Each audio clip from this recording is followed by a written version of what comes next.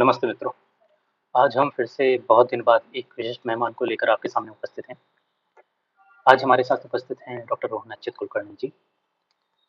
Doctor Rohan Achyut Kulkarni जी वेदांत और दर्शन शास्त्रों के विद्वान तो हैं ही हैं, साथ ही साथ ये संस्कृत व्याकरण के भी बड़े विद्वान हैं। इन्होंने कई पांडुलिपियों का संरक्षण और संवर्धन किया है।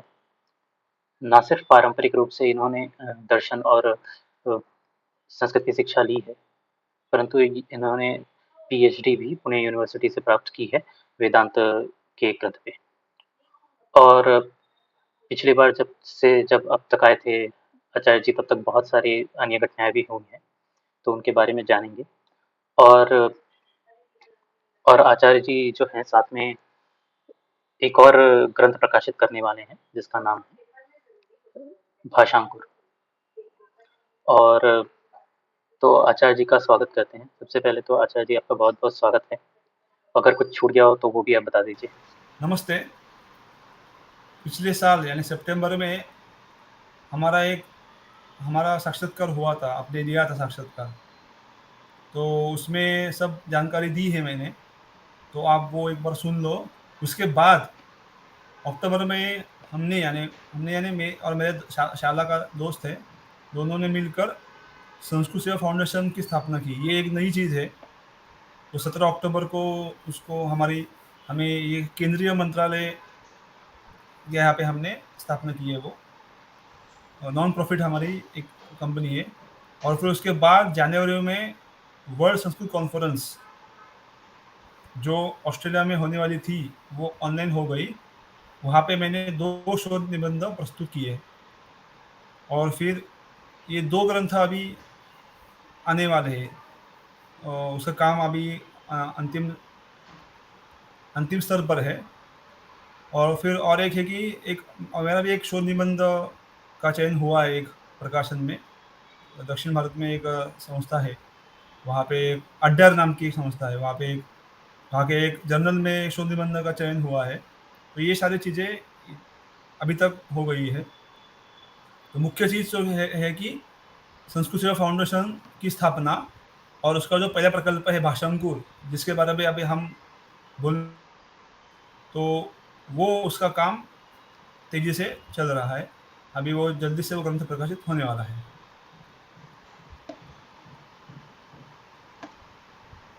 हाँ जी। जी एक्चुअली एक नहीं, 2 प्रश्न हैं। अभी हमारी हालत ये है कि जैसे मुझे प्रश्न पूछना है तो मुझे पहले एक्चुअली से शुरू करना पड़ा।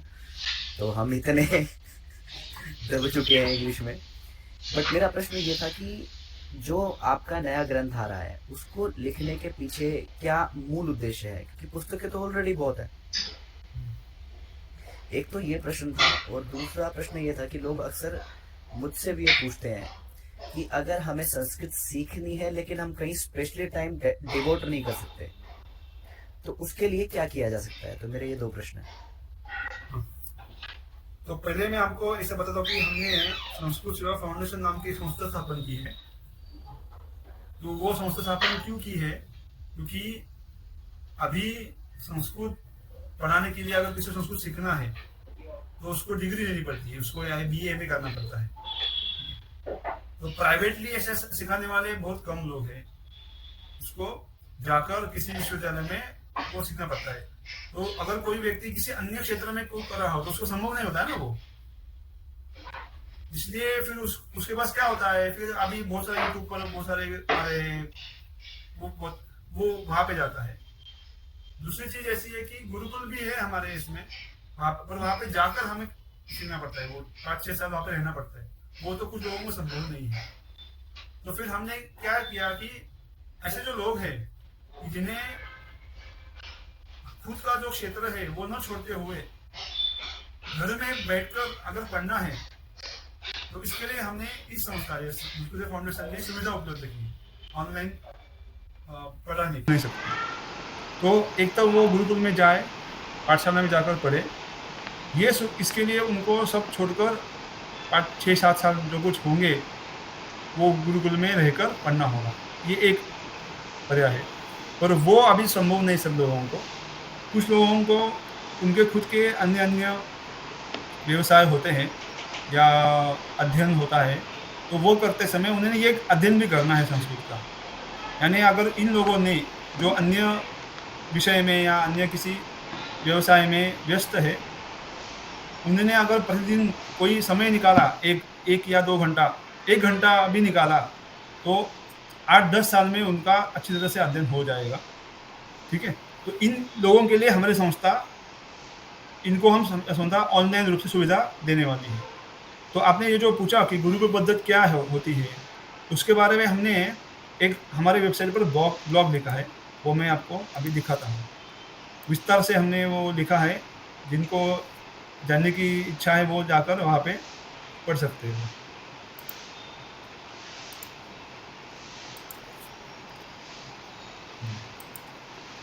दिख रहा है आपको sanskritsewa.org, वहाँ पे ये ब्लॉग नाम का एक टैब है, वहाँ पे जाकर आप पारंपरिक अध्ययन पद्धति पर कर सकते हो कि जब गोकर्ण आपके उसके खुद के ज्येष्ठ भाई धुंधुकारी का उद्धार करने के लिए भागवत सप्ताह का आयोजन किया, तो वो होने के बाद उसने ये पुण्य कर्म किया, तो वो इसके लिए वैकुंठ से हरिदास शब्द है क्या, वो आ गए, विमान लेकर आ गए।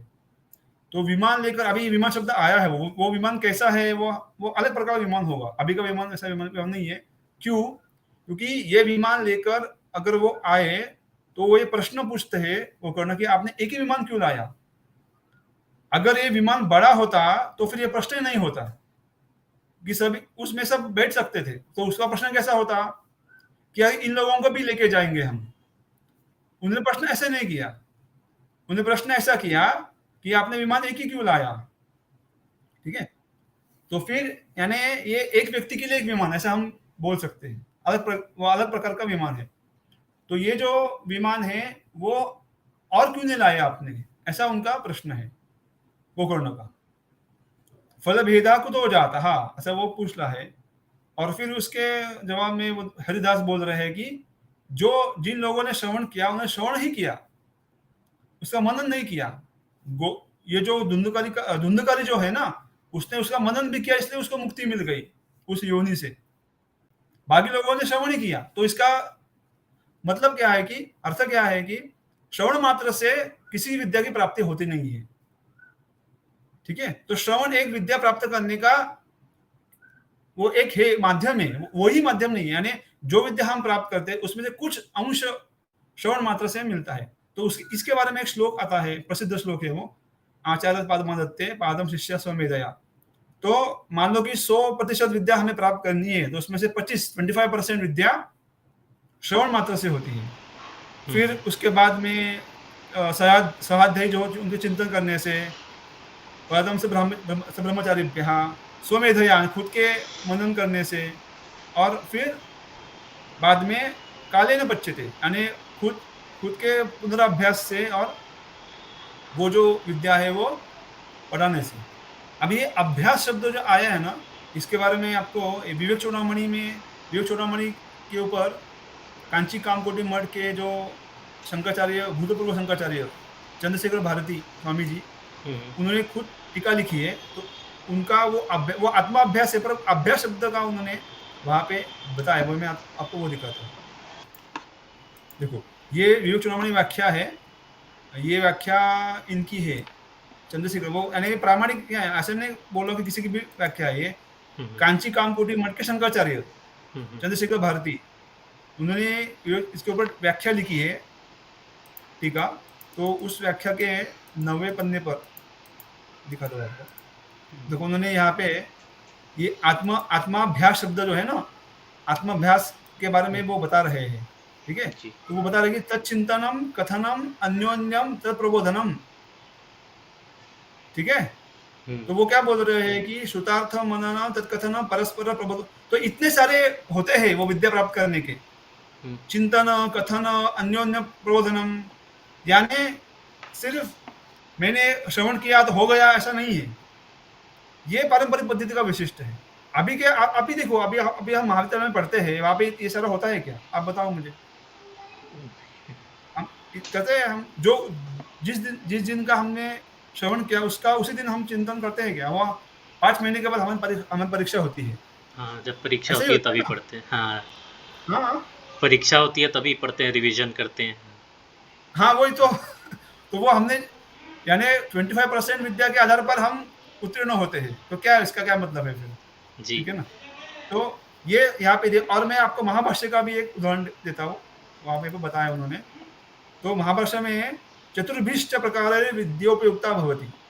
उन्होंने कहा कि 4 प्रकार से विद्या प्राप्त होती है। आगम कालेन, आगम अर्थ है श्रवण, स्वाध्याय कालेन स्वाध्याय, प्रवचन कालेन पढ़ाना, बताना वो, और व्यवहार कालीन है उसका उपयोग करना।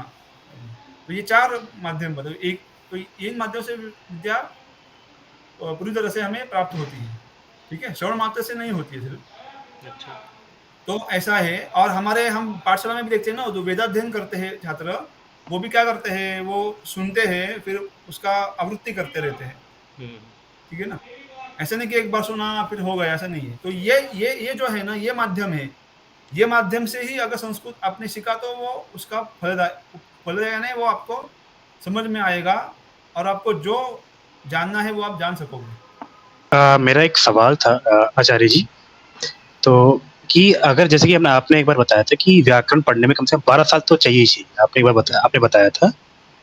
तो जब व्याकरण के अलावा तो बहुत सारे जैसे कि निरुक्त है, हाँ, छंद है, ज्योतिष है, तो उनके लिए कितना वक़्त हमें लगेगा? मतलब क्योंकि व्याकरण ही सिर्फ़ एक पहलू नहीं है पढ़ने का, बहुत पहलू है इसे पढ़ने के। तो आचार्य ज़रा इस पे अपना प्रकाश डालें। हाँ, तो मैं आपको पहले बता दूँ कि ये संस्कृत भाषा जो है ना, वो कैसे अलग भाषा है। ठीक है? ये थोड़ा-बहुत इसका हम ध्यान देते हैं कि संस्कृत भाषा अन्य भाषा जैसी भाषा नहीं है, क्योंकि अ, यानी इस भाषा के बहुत सारे नियम होते हैं। ठीक है? 3983 नियम अष्टाध्यायी में दिए हुए हैं। और फिर अगर यानी कुछ लोग ऐसा बोलते हैं कि संस्कृत भाषा, अभी जैसे हम भाषा बोलते हैं ना अभी हिंदी, या वैसी ही भाषा थी सब लोगों की, तो ऐसा नहीं है। मैं आपको एक उसका एक उदाहरण प्रमाण देता हूँ कि उस समय बहुत सारी भाषाएं थी। ठीक है? मैं आपको दिखाता हूँ।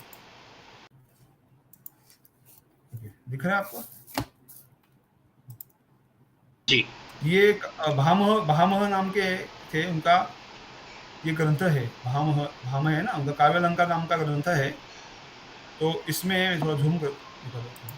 देखो, ये स्पष्ट बता रहे हैं कि संस्कृतम, प्राकृतम, अन्य अपभ्रंशः, ये 3 भाषाओं का उन्होंने संदर्भ दिया है, संस्कृत, प्राकृत और अपभ्रंश। तो ये संस्कृत रामायण महाभारत काल में संस्कृत शब्द नहीं मिलता है, वो बाद में संस्कृत ये शब्द नाम, यानी रामायण महाभारत काल में संस्कृत शब्द एक विशेषण है। जैसे हमने रामायण में देखा था ना, वो क्या है कि हनुमान जी बोलते हैं ना, मैं वो भी आपको संदर्भ दिखाता हूँ, 1 मिनट। वो दिखा दो बाद में, अभी पहले इसके बारे में हम, तो संस्कृत शब्द पहले एक विशेषण था, फिर वो नाम, जैसे हम बोलते हैं ना कि नीलकंठ, अभी भगवान शंकर को ये नाम नीलकंठ कब हो गया, जब उन्होंने विष प्राशन किया। ऐसे नहीं कि वो पहले पहले से ही नाम है। समझ में आ रहा है आपको?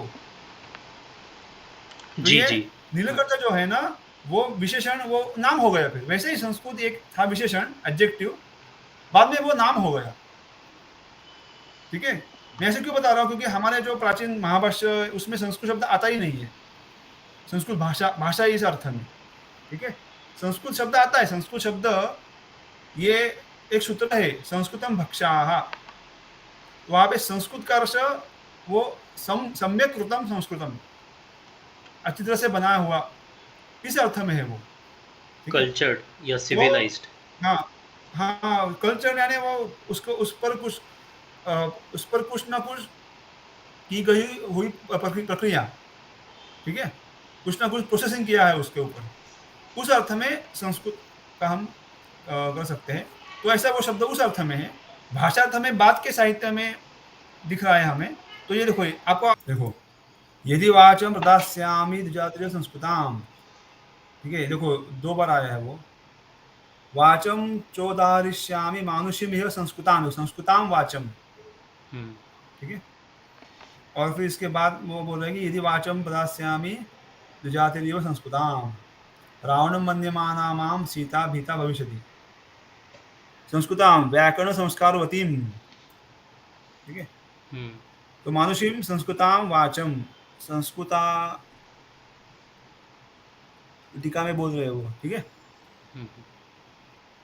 देखो यहाँ पे भी दिया है वो, संस्कृताम प्रयोग सौष्ठव लक्षण संस्कार युक्ताम गिर्वाण भाषया व्यवहारे दोषमह यदि इति। तो गिर्वाण, देखो गिर्वाण भाषा नाम दिया उन्होंने, संस्कृत नाम नहीं दिया उन्होंने, ठीक है। अमरकोश में पंक्तियां दी, ब्राह्मी तो भारतीय भाषा गिरवाग वाणी सरस्वती। तो ऐसा है, तो संस्कृत जो है ना वो एक विशेषण के नाम था, फिर बाद में वो नाम ही हो गया।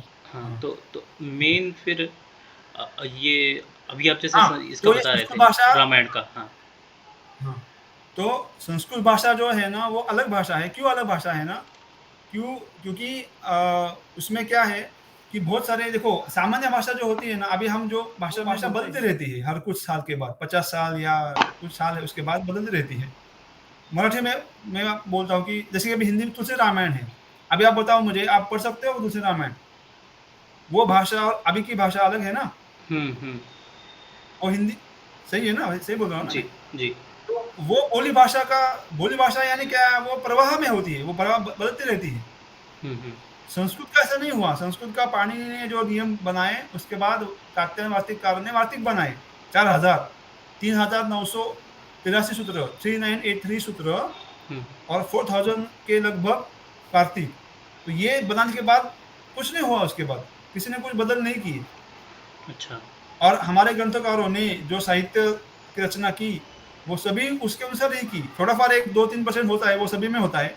100% तो कुछ ये नहीं होता है, परफेक्ट नहीं हो सकता है, थोड़ा फार हो सकता है, ठीक है। पर 95% तो है ना, उन्होंने आधार लिया है वो, उसको मानकर ही किया है। अगर संस्कृत बोली भाषा होती, जैसे सामान्य जैसी भाषा होती, तो फिर ये होता ही नहीं, वो बदलती रहती। महाभारत की भाषा अलग होती, अभी की भाषा अलग होती, ऐसा नहीं हो रहा है। जी। भाषा नहीं अलग हो रही है, ठीक है। यानी भाषा यानी उसकी जो रचना है, उसके जो जो होता है ना, प्रत्यय प्रकृति जो कुछ होता है ना, वो वैसा ही है। थोड़ी फार क्लिष्टता और वो हो सकती है उसमें कुछ, पर ये भाषा ही अलग ऐसा नहीं हो रहा है। इसका फायदा मैं आपको बताता हूँ कि हम महाभारत रामायण ग्रंथ, अभी मैंने आपको मैंने दिखाया रामायण का संदर्भ, वो हम पढ़ सकते हैं। अगर ये भाषा नियमबद्ध न होती तो हम वो नहीं पढ़ सकते थे जी। क्योंकि भाषा बदलती रहती है ना। जी। तो उसके कितने हम नियम करेंगे। तो ये संस्कृत का फायदा है। तो ये भाषा अलग है, ये आपको मान्य है, यानी आपको हाँ आप जी। हाँ सहमत हो? हाँ। तो अगर ये भाषा अलग है तो उसको, उसका अध्ययन करने का तरीका भी अलग होना चाहिए। जी। आपका यानी संस्कृत भाषा, फिर जैसे कुछ लोग ऐसा है ना, वो जैसे हम अन्य भाषा बोलते हैं ना, वो स्पोकन जैसे, ऐसे वो कुछ लोग उस माध्यम से, मैं आपको अभी महाभाष्य का एक संदर्भ दिखाता हूँ इस बारे में कि संस्कृत भाषा के अध्ययन के 2 हो से, एक तो या तो भाषा के माध्यम से पढ़ो या तो उसका व्याकरण पढ़ो। अभी ठीक है, तो देखो अथवा दिख रहा है आपको? हाँ जी आचार्य जी। तो इसमें वो बोल रहे हैं महाभाष्यकार कि अथैतस्मै शब्दोपदेशे सति किम शब्दानां प्रतिपत्तौ, शब्द जानने के लिए क्या करना चाहिए। तो जैसे कि अभी हम जैसे बोली भाषा है ना, वैसे प्रतिपद पाठातव्य, हर एक शब्द यानी शब्द के माध्यम से, भाषा के माध्यम से भाषा जानो, शब्द के माध्यम से ऐसा करना चाहिए क्या, उसने प्रश्न किया है। तो वो बोल रहे कि न, ऐसा न, क्योंकि ये उपाय नहीं है। अनभिप्रायः एषः, क्यों, फिर वो कथा देते हैं। अब ये कथा अर्थवाद कुछ लोग बोलते हैं, ठीक है, कथा तो दी है ना कुछ उसमें होगा। तो वो कथा में क्या बोल रहे हैं कि बृहस्पति जैसे आचार्य थे, बृहस्पतिरिन्द्राय दिव्यम वृषसहस्रम प्रतिपदोक्तानां शब्दानां शब्द पारायणम प्रोवाच नान्तम जगाम। तो बृहस्पति जैसे आचार्य थे, इंद्र जैसे शिष्य थे, और उनका दिव्य सहस्र वर्ष पाठ चला। दिव्य सहस्र वर्ष यानी क्या, हाँ वही तो 3,65,000। आप कल्पना कीजिए कि ये सिर्फ सुनने में क्या, अभी देखो वो दे रहे हैं कि ना, अभी उतना होता है भी वो समाप्त नहीं हुआ क्या, ऐसा नहीं कि वो समाप्त हो गया, ठीक है, समाप्त नहीं हुआ। अभी क्या है, अभी हमारे 100 साल आयु होती है, ठीक है। तो उसमें से अभी ये आगम है, सिर्फ श्रवण मात्र है, उसमें वो बता रहे हैं कि आगम, स्वाध्याय, प्रवचन और व्यवहार काल। तो अगर हमने सिर्फ इतना सुना तो हमारे पूरी आयु आगम कालेन एव आयु परियुक्तम स्यात्, यानी श्रवण मात्र से ही वो भी पूरी नहीं हो गई, कुछ होगी। तो इसलिए वो उपाय बता रहे हैं कि ये उपाय नहीं है। तो ये जो इतर भाषाओं जैसे हम संस्कृत पढ़ना, ये उपाय नहीं है, ये महाभाष्यकारों ने भी स्पष्ट रूप से कहा गया है। तो क्या उपाय है? तो उन्होंने वो बता रहे हैं कि भाषा, अभी ये देखो महाभाष्य कब रचे गए? 2000, लगभग कम से कम 2500 साल पहले, ठीक है। उसमें से इस वर्ष में, यानी 2500 वर्ष में बहुत सारे ग्रंथ लिखे गए हैं। उस समय भी वो बोल रहे हैं कि इतना समय लगता है, तो ये शब्द उस समय भी कितने ग्रंथ हो गए, आप कल्पना करें। समझ आ रहा है समझ में आपको? यानी जी, उनका 2500 तो साल पहले कहने का भाव ऐसा, वो बोल रहे हैं कि लाखों लाखों वर्ष भी अगर इसका इस तरह से अगर आप जाएंगे कि शब्द से शब्द का पढ़ने का प्रयास करेंगे, तो लाखों लाखों वर्ष भी पढ़ते रह जाएंगे, लेकिन हाथ नहीं आएगा। नहीं आएगा। हाँ, तो जैसे अन्य भाषा हम ऐसे पढ़ते हैं ना, अन्य भाषा हम जी जी अन्य भाषा हम शब्द माध्यम से ही भाषा, हम उसका व्याकरण नहीं पढ़ते ना पहले, ठीक है ना। और संस्कृत में क्या है, संस्कृत में वो व्याकरण पढ़ना, ये महाभाष्यकारों ने इसका ये बताया। देखो वो आगे बताते हैं कि, फिर बताते हैं कि क्या उपाय है, फिर वो उपाय बताते हैं कि कथम तरी इमे शब्द, तो ये शब्दों का ज्ञान हमें कैसा मिले। तो वो बोलते हैं कि सामान्य विशेषवल लक्षण, यानी कम से कम उपाय से महतो महता शब्द होगा।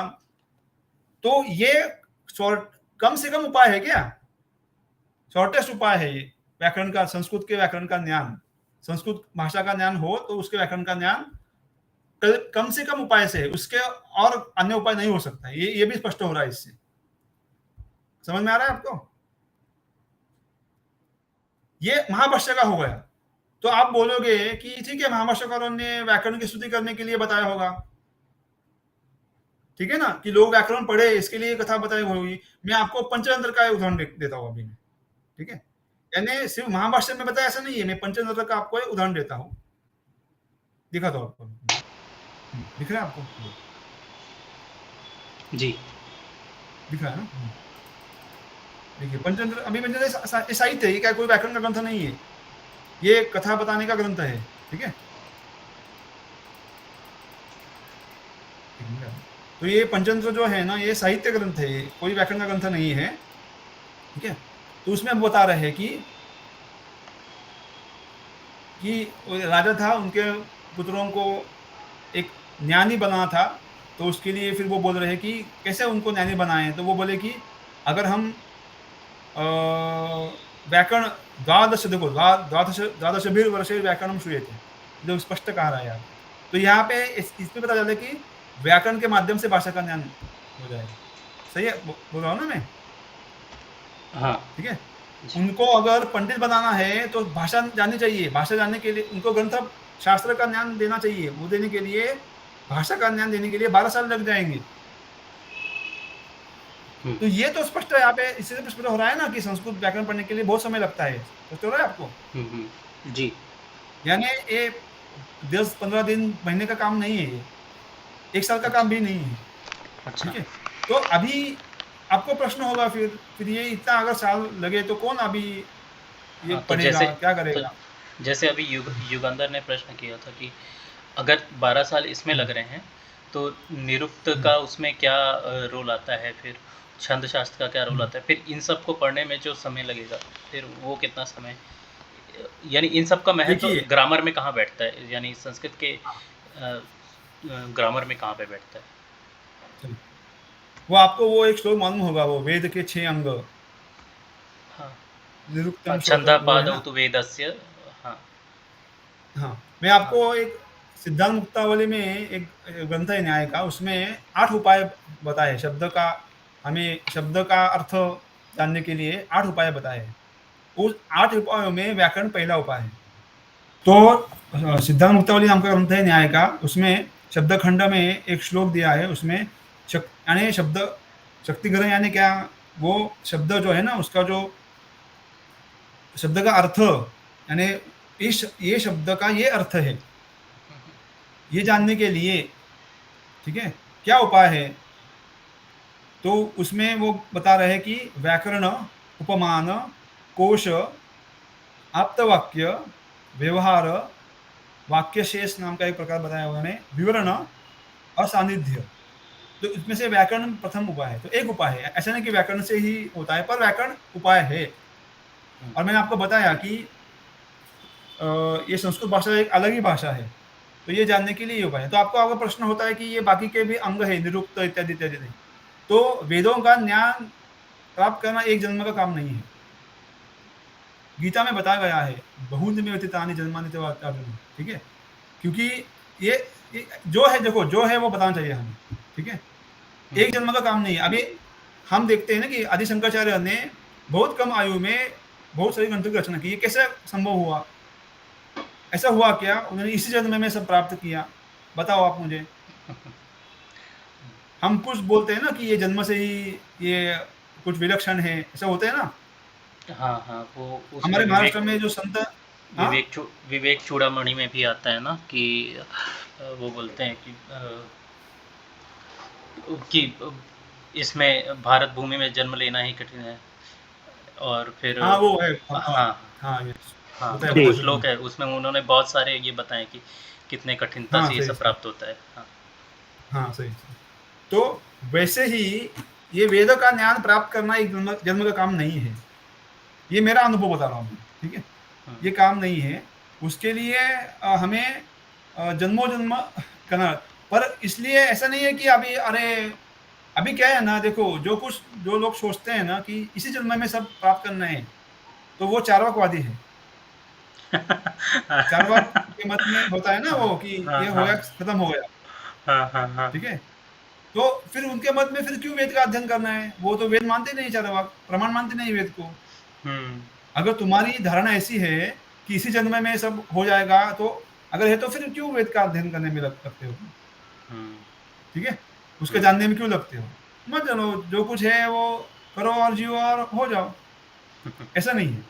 हमारे वही तो वेद तो अन्य विषय, पर हमारा मेरा कहना है कि सामान्य साहित्य जो है, रामायण महाभारत, ये तो हम जान सकते हैं ना, कम से कम इस जन्म में।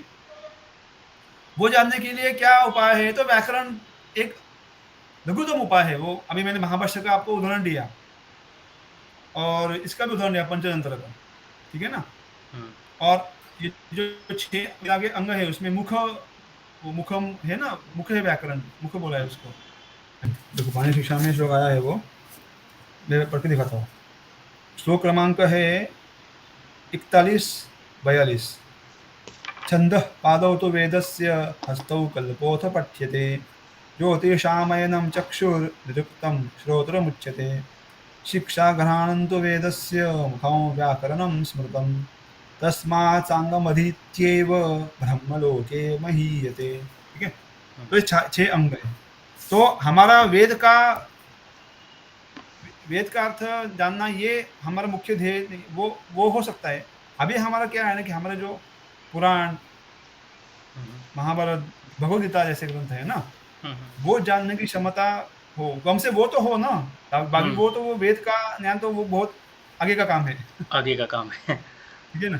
जैसे कि मान लो कि अगर हमें वो माउंट एवरेस्ट चढ़ना जैसा है, हाँ, उससे ही आगे है, उससे ही आगे है, वो भी नहीं है, वो एक अलग ही होगा, वो पर्वत या पहाड़ होगा वो। तो अभी इसमें जैसे एक प्रश्न फिर ये उठता है कि बहुत लोग ऐसा प्रयास कर रहे हैं, जो अलग अलग संस्थाएं हैं, अलग अलग उनकी पत्रिकाएं निकलती हैं, पुस्तकें निकलती हैं, तो इनके प्रयास में और आपके प्रयास में अंतर क्या है? आपको ये ग्रंथ लिखने का आवश्यकता क्यों पड़ा, और इस ग्रंथ में फिर अलग क्या रहेगा?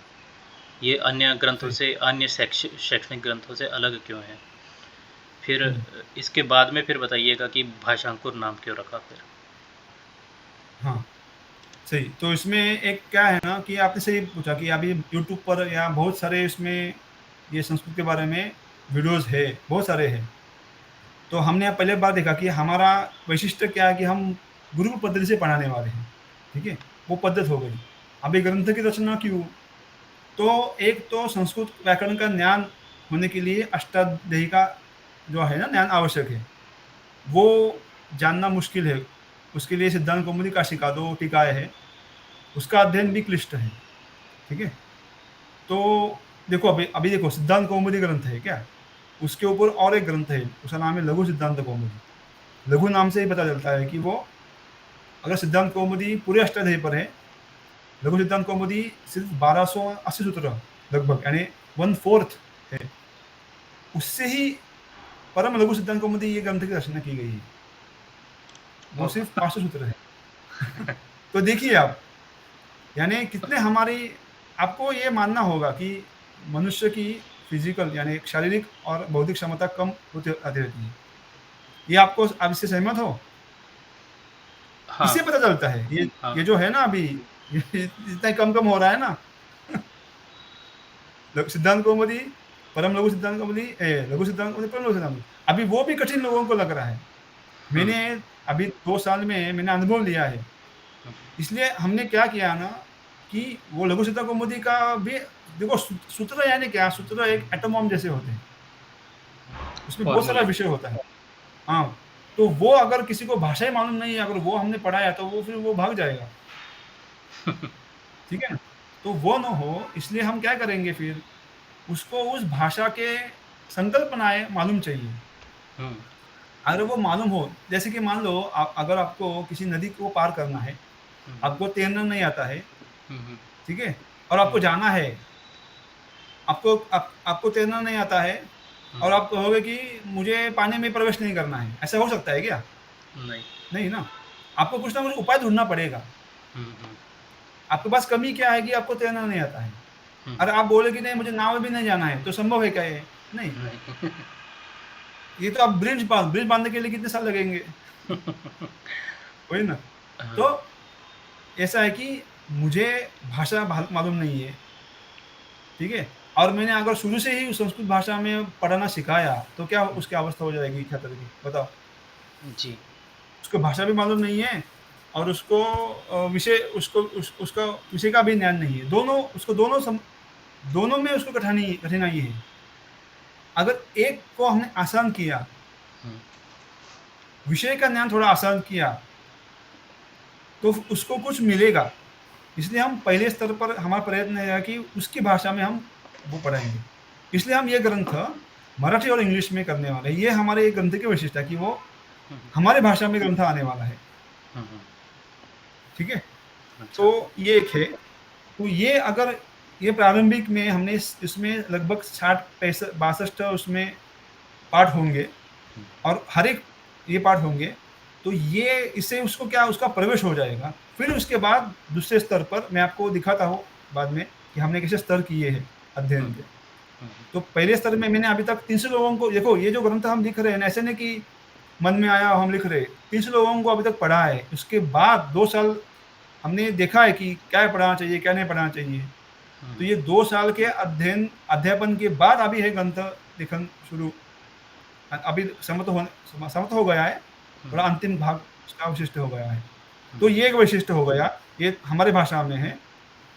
फिर दूसरा एक है कि इस ग्रंथ में हमने ऐसे विषय लिए हैं कि शास्त्र के विषय जो है, व्याकरण शास्त्र के, जो अन्य ग्रंथों में हमें नहीं मिलते हैं, प्रारंभिक व्याकरण के ग्रंथ में क्या। तो ये इस ग्रंथ में हो गया वाले। फिर हम उदाहरण भी देने वाले एग्जाम्पल्स और वो भी अष्टाध्यायी और साहित्य से। अच्छा। बाकी ग्रंथ में क्या होता है ना, ग्रंथ में बनाए हुए उदाहरण लेते हैं। हुँ, यानी कृत्रिम जो अभी वैसे मान लो कि मैंने आपको एक कोई भी वाक्य बनाए, वो नहीं। हम साहित्य और अष्टाध्यायी से उदाहरण देने वाले हैं। ये एक वैशिष्ट्य है। और एक विशिष्ट ग्रंथ ऐसा है कि हम हर एक ग्रंथ जो होता है होगा ना, हर एक पाठ, हुँ, उसको हम चित्र देने वाले, ड्राइंग, स्केच, अच्छा। ताकि एक एग्ज़ाम्पल दिखा सकते हैं क्या? हाँ, आपको दिखा दो, हाँ, वही। हमने वो हमारे जो ये ग्रंथ का जो हम ये कर रहे हैं ना, वो फंड रेज़िंग, हुँ, हुँ, उसके बारे में अभी बताता हूँ मैं, आप उसकी लिंक शेयर करोगे डिस्क्रिप्शन में। हुँ, तो अभी हम क्या कर रहे हैं ना कि हाँ, तो मिलाप नाम की एक संस्था है, क्राउड फंडिंग करती है। जी। दिख रहा है आपको? उनके होम पे जाओगे, तो यहाँ पे सर्च करो, संस्कृत संस्कृत सेवा फाउंडेशन अगर आपने सर्च किया, संस्कृत सेवा फाउंडेशन, तो आपको तुरंत ये आ जाएगा, वो आ गया भाषण को। जी। और फिर यहाँ पे हमने ग्रंथ के बारे में थोड़ा वीडियोस भी दिए हैं, और ये हमको गोविंद देव गिरी महाराज स्वामी जी परम पूज्य, उनका ये भी मिला है, पत्र भी मिल गया है, स्वस्ति वचन। ये भी हमारे ग्रंथ के भाग्य की बात है। वो भी यहाँ पे हमने उसका कुछ अंश दिया है, बाकी का अंश हम ग्रंथ में देंगे। देखो ये दिख रहा है आपको? हाँ, तो मैं 1 मिनट, जिनको नहीं पता उनके लिए बता देता हूँ कि स्वामी गोविंद देव गिरी जी महाराज जो हैं, वो श्री राम जन्मभूमि तीर्थ क्षेत्र न्यास जो बनाया है अयोध्या मंदिर के निर्माण के लिए, उसके कोषाध्यक्ष हैं जी। तो बड़े-बड़े विशिष्ट लोगों से भी आपको आशीर्वचन, स्वस्ति वचन प्राप्त हुए हैं। तो आपने कुछ समय पहले ये भी बताया था कि आपको कांची कामकोटि पीठ के शंकराचार्य जी द्वारा स्वयं उनके श्रीमुख से आशीर्वचन प्राप्त हुए थे। तो वो एक्सपीरियंस भी कांची नहीं, अच्छा, कांची में नहीं, ये स्वर्णवल्ली नाम का एक मठ है, शंकराचार्य मठ। अच्छा। वो भी देने वाले हैं हमें संस्कृत में आशीर्वचन। अच्छा, पर उनके मुख से भी आपको मिला था, आपने बताया? मुख से मिला है, अभी वो पत्र के माध्यम से देने वाले। अच्छा, तो मिला है, आशीर्वाद मिले है। तो वो एक्सपीरियंस थोड़ा सा 10 सेकंड 20 सेकंड में जो आप बता सके तो क्या हुआ था, कहाँ गए थे और कैसे हुआ? हाँ, ये कर्नाटक में शिरसी नाम का एक शहर है, उसके नज़दीक ये सोंदा नाम का एक गांव है। स्वर्णवल्ली नाम का वो मठ है, शंकराचार्य परंपरा से शुरू हुआ है वो मठ। आदि शंकराचार्य ने स्थापन किया है वो मठ। तो उस मठ के अभी के जो शंकराचार्य है वो 54th 54वां ये है जी। शंकराचार्य, और उस मठ में वाक्यता सभा होती है। इस 9 विषयों पर होती है, न्याय, व्याकरण, न्याय, मीमांसा, वेदांत, धर्मशास्त्र, ज्योतिष, श्रौत सूत्र, फिर अलंकार शास्त्र, फिर सांख्य। अच्छा। इतने सारे 9 विषय होते हैं। तो वहाँ पे मैं गया था, और वहाँ पे व्याकरण, मुख्य विषय व्याकरण ही था।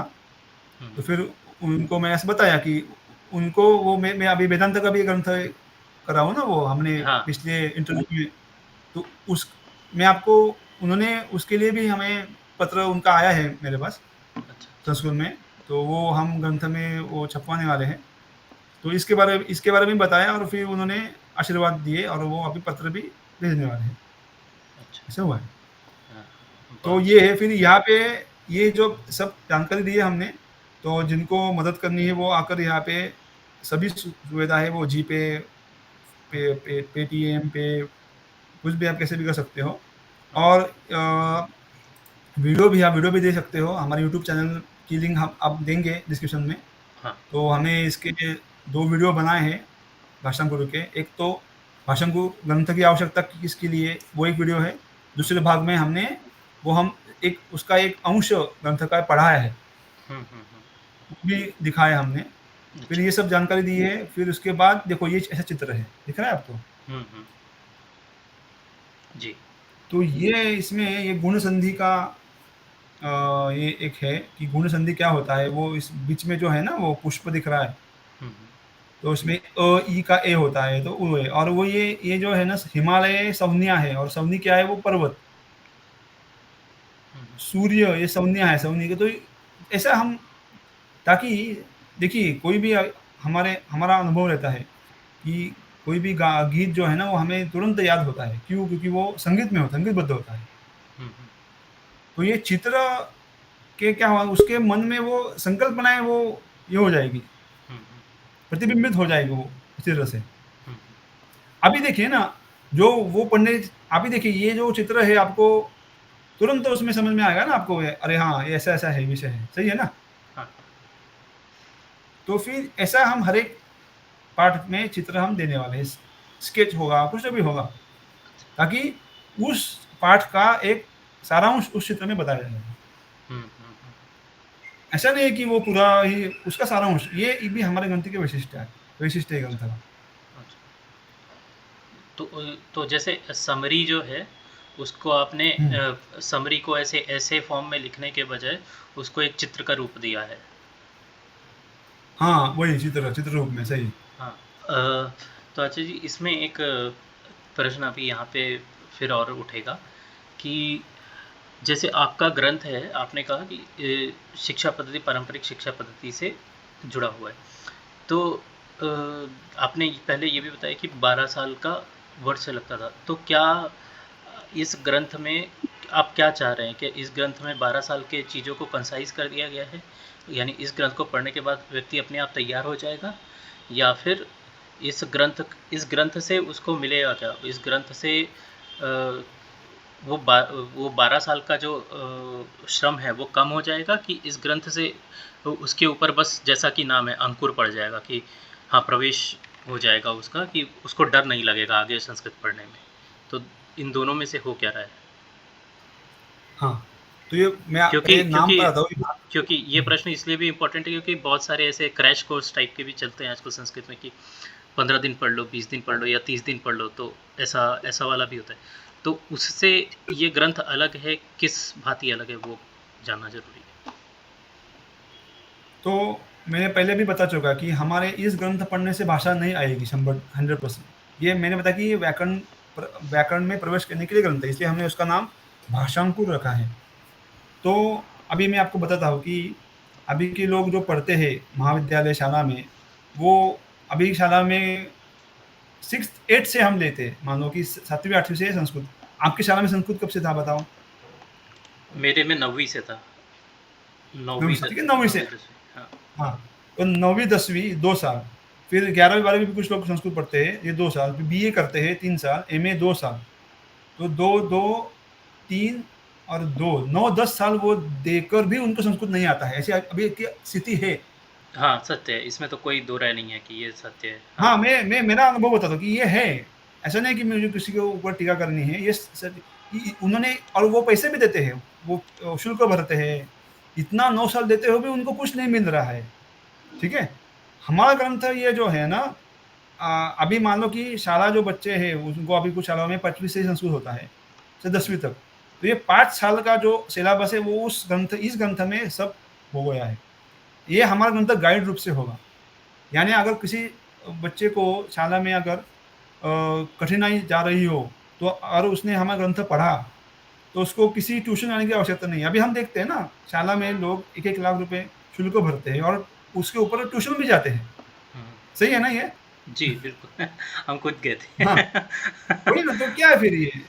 शाला में भी जाओ, उसके लिए इतना पैसा भरो, और ट्यूशन के लिए भी जाओ, इतना समय दो, और वो उतने होने के बाद अगर 10वीं के बाद उस लड़के को संस्कृत आता है क्या अच्छी तरह से? संधि भी नहीं अच्छी तरह से आती है उसको। ऐसे मैंने अनुभव किया है, मैंने बता रहा हूँ, मुझे किसी को टिक्का नहीं करनी है, जो स्थिति है वो बता रहा हूँ। तो ऐसा है, तो तो फिर एक ये ग्रंथ एक क्या करेगा? हाँ, इसमें मैं एक और चीज़ लाना चाहता हूँ थोड़ा, ऐसे कोई हमारे चैनल पे ऐसे कोई पॉलिटिकल बातें तो नहीं होती, बट एक चीज़ बीच में प्रश्न पूछना ज़रूरी है कि हम हर साल ऐसे जो बजट होता है तो फिर हमारे देश में ऐसा बताया जाता है कि इतने इतने हज़ार करोड़ या फिर इतने 300 करोड़ 250 करोड़ ये सब हमने संस्कृत के लिए, शिक्षा के लिए लगाए। तो वो संस्कृत के शिक्षा में क्या सच वो फिर जाता कहाँ है, कैसे जाता है? उसके बाद भी लोग इतने 300 करोड़ अगर खर्च करके भी लोग संस्कृत जानने वाले अगर 100 लोग नहीं है, 300 करोड़ खर्च किया और 300 लोग ऐसे नहीं है जो ठीक से संस्कृत जानते हैं, तो प्रश्न तो उठेंगे। तो प्रश्न उठना जेन्युइन है, उसमें कोई रोक टोक नहीं। तो आपका इसमें थोड़ा सा प्रकाश डालिए कि आप इसमें क्या सोचते हैं, और उस दिशा में उस परिस्थिति को ठीक करने के लिए ये ग्रंथ कितना सहायक होगा आपको? आपको स्वयं इस ग्रंथ से कैसी आशा है फिर? यानी इसके बाद में एक और प्रश्न पे आऊँगा, पहले आपको इस ग्रंथ से कैसी आशा है वो बताइए। हाँ, मैं आपको ग्रंथ से और संस्था से भी बताता हूँ। एक तो मैं आपको बताता हूँ कि हमारे संस्था का ध्येय है कि minimum cost maximum output.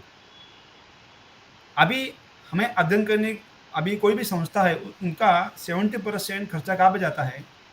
Infrastructure पे। ये बिल्डिंग करो, एसी लगाओ और उसको नया-नया करो 2-3 साल बाद। ठीक है ना? सही बोल रहा हूँ ना मैं?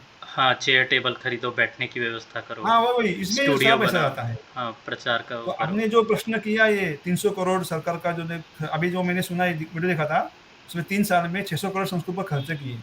तो इसमें से मान लो 200 करोड़ हमने रिसर्च पर छोड़ दिए, तो 300 करोड़ तो अध्यापन पर किए हो गए। तो इन 300 करोड़ में अगर ये गुरुकुल पद्धति को देते, तो कम से कम 1 लाख लोग अच्छे तैयार होते। कम से कम क्या मैं बोल रहा हूँ, 1 लाख लोग अच्छे तैयार होते। अगर ये तो ये दोष कहाँ पे है? दोष पद्धति में है, अध्ययन पद्धति में है। तो जी। हमारे संस्था का क्या है ना कि मिनिमम कॉस्ट मैक्सिमम आउटपुट, यानी हमें हमारे लिए कुछ नहीं खर्चे। आप जो कुछ व्यक्ति पढ़ने वाला है वो घर पर रहेंगे, उसको ना कोई किसी शहर में जाना है, किसी ट्रांसपोर्ट के लिए खर्चा करना है, किसी अन्य शहर में जाकर फिर भाड़ा लो घर का, फिर भोजन का खर्चा, कुछ नहीं है वहाँ पे। उसे घर पे जहाँ पे है वो उसकी नेट अच्छी चाहिए, नेट सुविधा, और उसको उसको मेहनत लेनी है, वो ही करना है उसको। ऐसे नहीं कि हम उसके जाकर उसके उसमें ऐसा नहीं हो सकता है ना कि एक श्लोक है संस्कृत में आता है सुभाषित, नहीं सुप्तस्य सिंहस्य, आपको मालूम है ये श्लोक? जी, नहीं, याद नहीं नहीं है। सुप्तस्य सिंहस्य, हाँ, प्रविशन्ति बोलिए। मुखे में। हाँ, तो सोए हुए सिंह के मुख में कोई हरिण जाकर नहीं बैठता है ना, उसको शिकार करनी पड़ती है। हाँ, वैसे तो ही यही हम मेरा अगला प्रश्न था। यही मेरा अगला प्रश्न हाँ, था कि अब जैसे आपने बता दिया कि ये ग्रंथ से आपको क्या आशाएँ हैं। तो अभी अभी ये बताइए कि जो विद्यार्थी जो पढ़ना चाहते हैं, इस ग्रंथ को खरीदना चाहते हैं, उनसे आपको कैसी आशाएँ कि जैसे आपने बोला कि ट्रांसपोर्ट का खर्चा नहीं है, घर में ये नहीं है कि आपको कहीं का किराया देना है, ऐसा भी कुछ नहीं है। आपको बस इंटरनेट चाहिए। फिर इस ग्रंथ से उसके बाद फिर आपको विद्यार्थी से क्या आशा है कि वो कितना समय अपना दे इसको पढ़ने के लिए प्रतिदिन ऐसा?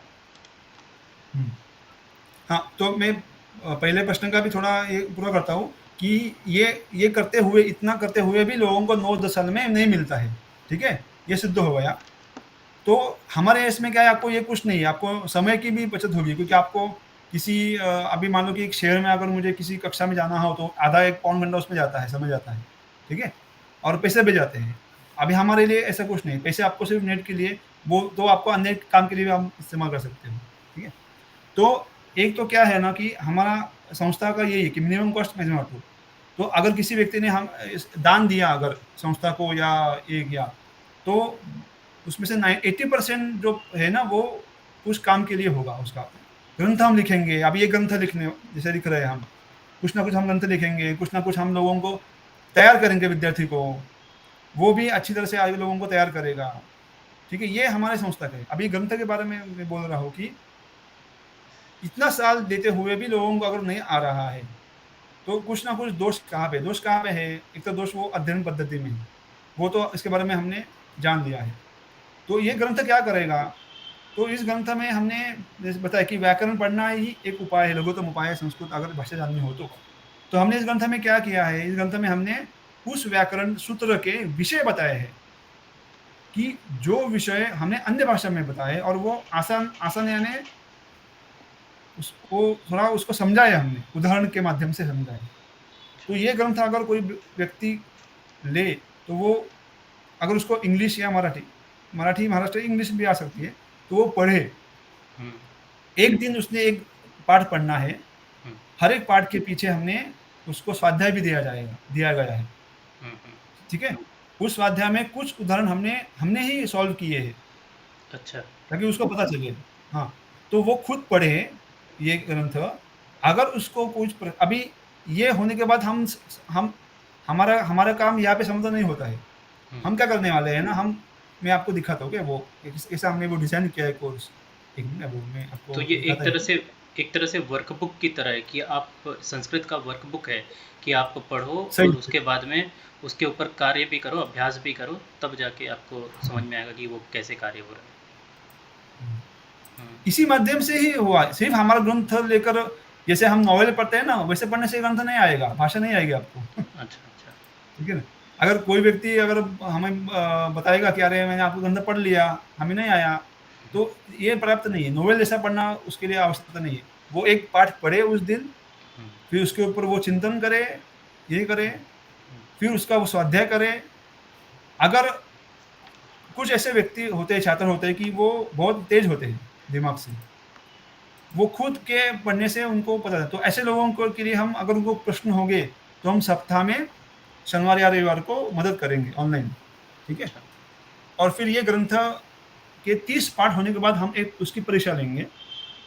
वो परीक्षा सिर्फ मौखिक ही होगी अच्छा, और ग्रंथ पूरा होने के बाद हम लेखी और मौखिक परीक्षा लेंगे, अच्छा। ठीक है? मैं आपको दिखाता हूँ, वो हमने भाषा अभ्यास नाम का एक कोर्स किया है, तो उस भाषा अभ्यास का प्रथम स्तर ये ग्रंथ ही है।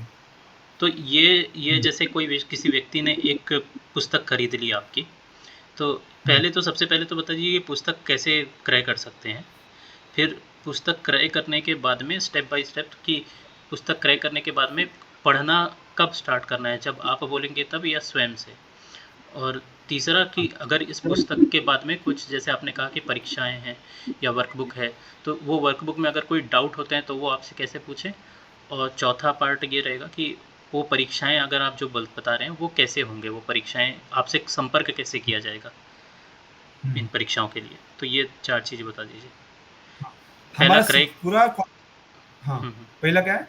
हाँ, पहला क्रय एक तो कैसे हमारा करना ग्रंथ है? हाँ, दूसरा ये हाँ, ग्रंथ दूसरा पूरा डाउट कैसे आने पूछना है? हुँ, सॉरी हाँ, मैं फिर से पहला क्रय कैसे करना है? दूसरा डाउट अगर आता है तो क्या करना है? तीसरा आपसे संपर्क कैसे करना है? और चौथा परीक्षाएँ कैसे होंगी? ये पूछ रहा था। हाँ। तो अगर हमसे संपर्क करना है तो हमारे वेबसाइट पर यहाँ पे कॉन्टैक्ट अस यहाँ पे दिया है, ठीक है? यहाँ पे हमने मेल आईडी दिया है, तो आपको कुछ है तो आप हमें मेल कीजिए, ठीक है? ये हमारा संपर्क का एक माध्यम है। अभी ग्रंथ कहाँ पे मिलेगा? तो ग्रंथ हम ऑनलाइन भी अवेलेबल ऑनलाइन यानी अमेज़न पर करेंगे या अगर आपको चाहिए तो हमें आपका एड्रेस भेजो, हम आपको बाय पोस्ट भी भेज सकते हैं। वो पोस्ट चार्जेज़ उसके लेंगे। तो एक 3-4 महीने और ग्रंथ आने के लिए हैं। हम सितंबर-अक्टूबर में उसका अनावरण करने का प्रयास करने वाले हैं, अच्छा, ठीक है? तो ये ऐसा भाषांकुर इसका ये सब आपको मैं अभी वो दिखाऊँगा कि हाँ, इसके अध्ययन के बारे में। तो अगर आपने ग्रंथ लिया, ठीक है? हुँ, हुँ। तो लेने के बाद अभी इसमें क्या है कि उसको इंग्लिश आनी चाहिए, ठीक है? सामान्य इतने ये सामान्य इंग्लिश उसको आनी चाहिए, ठीक है? अगर वो आ रही है तो वो पढ़ के वो हो जाएगा उसका। तो अ, इसमें कम से कम उस व्यक्ति को भाषा आनी चाहिए इंग्लिश भाषा, ठीक है? एलिजिबल वो 10 साल के बच्चा वो भी चल जाए ऐसा नहीं कि वो 15 साल के बाद ही पढ़ना है, ऐसा नहीं। जो छात्र है उसको अगर इंग्लिश भाषा समझ रही है, तो वो भी अधिकारी है हमारा ये ग्रंथ पढ़ने के लिए। One who is able to understand English. मैं मराठी महाराष्ट्र के लिए बोल रहा हूँ मैं। तो अभी देखो ये ग्रंथ के 30 लेक्चर होने के बाद 1 ओरल टेस्ट हम मौखिक परीक्षा लेंगे, ठीक है? और पूरा अच्छा जी, ग्रंथ होने के बाद 1 मिनट हाँ, ना स्क्रीन शेयर कर रहे हैं क्या आप? आप बताइए। हाँ। 30 पाठ होने के बाद हम उसकी एक मौखिक परीक्षा लेंगे और फिर पूरा ये उसका ग्रंथ होने के बाद हम उसकी लेखी और मौखिक परीक्षा लेंगे। इसमें अगर किसी को 70% से ज़्यादा अगर मिले, तो उसको हम मानेंगे कि वो क्वालीफाई हुआ है। अभी के इसमें हम क्या बोलते हैं 35% क्वालीफाई, ये कैसा है संभव है? उसको नहीं आ रहा है तब भी वो क्वालीफाई हुआ है, ये क्या है? इसलिए विद्या की अभी हानि हो रही है। देखो हमारे किसी भी यूनिवर्सिटी क्यों नहीं है टॉप में? अब देखिए ना 200 जो रैंकिंग होते हैं ना पूरे जगत में, हुँ, 250 उसमें हमारा एक भी नहीं है हमारा। तो हमारी जो प्राचीन विद्या थी वो अभी लोग क्योंकि वो पद्धति हमने गलत इस्तेमाल की है। हम सभी लोग क्या करते हैं ना ये इसमें कि कितना हम हमारे ज़्यादा लोग एक संख्या के ऊपर हम ये दे रहे हैं। मैक्सिमम लोग कितना हम हमारे पढ़े, हमें कितना प्रॉफ़िट हो। हुँ, इस कारण ये सब विद्या की हानि हो रही है, ठीक है? और हम क्वालिटी के ऊपर नहीं इसलिए हमारा क्वालिटी अभी गया है सब। इसलिए लोग बाहर जाते हैं ना पढ़ने अध्ययन करने के लिए। जी। तो ये 70% की ज़्यादा अगर उसको मिलेंगे तो वो क्वालीफाई हो जाएगा इस लेवल अगले लेवल को जाने के लिए। हुँ, हुँ, फिर अभी ये फिर आगे मान लो कि एक-एक बच्चे के लिए हम नहीं करेंगे क्योंकि इतना समय हमारे पास नहीं है। तो हुँ, हमने बैचेस किए करने वाले हैं। जुलाई से अक्टूबर एक बैच, हुँ, नवंबर से फरवरी दूसरी बैच हुँ, और मार्च-जून 4-4 महीने की हमने 3 बैच की है। हुँ, ठीक है? तो इस बैच में ये ग्रंथ पूरा ये कोर्स ऑनलाइन रूप से पूरा करना है। हुँ, ठीक है? ये ऑनलाइन मैं बता रहा हूँ क्या? तो 1 बैच 25 मैक्सिमम लोगों की होंगी हुँ, एंड उन्होंने अगर शुल्क उनकी इच्छा अनुसार उनको देना है, क्योंकि विद्या का क्रय नहीं होता है, पर हमारी संस्था का अगर हमें मान लो कि अगर मेरे कुछ विद्यार्थी हैं, उनको पढ़ाना है तो उनको मुझे कुछ देना होगा ना शुल्क, जी। चाहिए ना? तो इसलिए अगर किसी को सहायता करनी है हमें तो वो कर सकते हैं। तो उसके आधार पर ही हमारा प्रयास रहेगा कि बिना शुल्क हम पढ़ाएँ। हुँ। क्योंकि हमारी परंपरा में आपने देखा होगा पाठशाला में शुल्क नहीं लेते हमारे हैं ना? हम लोग हाँ, हमारे कोई गुरुकुल में नहीं लेते और हाँ, जो शास्त्र वचन हुँ, है ना, वो तो शास्त्र का बाध्यता है कि हाँ, शिक्षा के बदले पैसा नहीं ले सकते हैं। हाँ। तो वो भी हमारा प्रयास है, पर ये प्रयास कब होगा? तब हमारे पास कुछ होगा ना। हुँ। जी। अगर मैं अकेला करूँगा तो मैं अकेले से संभव नहीं है, ठीक है? हुँ। अगर ये 4-5 विद्यार्थी अगर तैयार होंगे, हुँ। उनको भी पूरा समय देना पड़ेगा इसके लिए। ऐसा नहीं कि वो अन्य काम करेंगे, क्योंकि ये जो पढ़ाने का विषय संस्कृत का है ना, हुँ। वो ही अध्यापक हो सकता है जो अच्छी तरह से संस्कृत को समय दे रहा है। जी।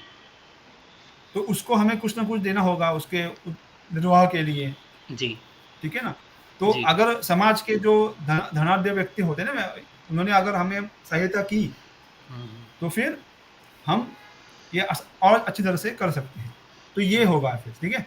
तो this level exams be conducted offline. हाँ, ये आपको मैं बाद में बताऊँगा ऑफलाइन के बारे में। तो फिर ये होने के बाद अगर उस लड़के को 90% के अबव अगर मिलते हैं हुँ। परीक्षाओं में, तो उसको हम भाषांकुरविद नाम की उपाधि देंगे। अच्छा। ये उसको प्रमाण पत्र इस मिल जाएगी भाषांकुरविद। हुँ। और फिर उसको हम कुछ ना कुछ एक सम्मान राशि भी देने का हम सोच रहे हैं। अच्छा। एक अच्छा, स्कॉलरशिप या ऐसे बोलते हैं ना हम, शिष्यवृत्ति। हाँ। पर ये 90% ये जो छात्र है ना, वो 25 या 30 के बिलो चाहिए क्या? अगर 50 एज का व्यक्ति है तो उसको देने से क्या फ़ायदा है? हाँ। शिष्यवृत्ति। उसको हम भाषांकुरविद ये देंगे, उसको शिष्यवृत्ति नहीं मिलेगी। शिष्यवृत्ति किसको मिलेगी? 25 या 30 के बिलो अगर कोई हो तो, हुँ। ठीक है? अच्छा, ये हो गया ऑनलाइन के माध्यम से। और तो इसके बारे हम में कुछ हम प्रश्न है आपको? हाँ, तो हमारे टीम के बहुत सारे लोग तो ये भाषांकुरविद बनने के लिए या हमारे श्रोता में भी जो मैक्सिमम है, वो भी हुँ, 16 से 25 के लोग ही हैं। मैं तो हुँ। बाहर हो चुका हूँ। मुझे तो नहीं मिल सकता, लेकिन जिन लोग को मिल सकता है वो लोग बिल्कुल प्रयास करें। वैसा मैं बाकी आपको लोगों क्यों से मिल सकता है? मेरे को नहीं मिल सकता, मैं उससे बाहर हूँ, आपने जो क्राइटेरिया बताया उससे। कौन सा क्राइटेरिया? ऐज का क्राइटेरिया से। नहीं, भाषांकुरविद के लिए क्राइटेरिया नहीं है। तो किसके ऐज क्राइटेरिया भाषांकुरविद शिष्यवृत्ति के लिए है वो। अच्छा, शिक्षावृत्ति के लिए। हाँ, तो शिक्षावृत्ति हाँ, मेरे को नहीं मिलेगी। अच्छा, भाषांकुरविद हाँ, का ये मिल देखो सकता है, शिष्यवृत्ति किसको चाहिए? वो छात्रों जो को आगे ही पढ़ना चाहता है। छात्र हाँ, उसके लिए प्रोत्साहन के लिए ना, अच्छा, चाहिए अच्छा। ना। अच्छा। भाषांकुरविद सभी को मिल जाएगा, जिसको 90% के अबव मिल जाएँगे उसको, अच्छा। अच्छा। ठीक है? हुँ, ये हो गया तो ऑनलाइन के माध्यम से ऐसा है। हाँ, तो अजय जी फिर एक प्रश्न विरोधियों के तरफ से भी मैं पूछना चाहूँगा, थोड़ा जो हुँ, हमारा विरोध करते हैं उनके तरफ। इसमें ऐसा हुँ। है क्या कि एक आप केवल ब्राह्मणों को ही पढ़ा रहे हैं और बाकी किसी को नहीं पढ़ा रहे? नहीं, देखो मैंने पहले बताया कि अधिकारी कौन है, मैंने यहाँ पे मेंशन किया है यहाँ पे, ठीक है? कि वन हू इज़ एबल, देखो इसमें स्पष्ट कहा है, ये पंक्ति पढ़िए आप। One who is able to understand Marathi or English but comfortable in writing and speaking Hindi or Sanskrit is also eligible. उसके पहले पंक्ति पढ़ो आप, हुँ। Okay? At this level, the concepts of Vyakaran are taught in a language familiar to student, okay? Should be interested ones who are able to read, write and speak in English or Marathi are eligible for this level. देखो, ये हमारे ये पात्रता है, ठीक है? अच्छा, तो फिर ये मुख्य का इंटरेस्ट। हाँ, आपने तो हमारे विरोधियों का बहुत सारा उनको उनका आपने उत्साहवर्धन नहीं किया, आपने तो उनका उत्साह भ्रष्ट कर दिया पूरी तरह।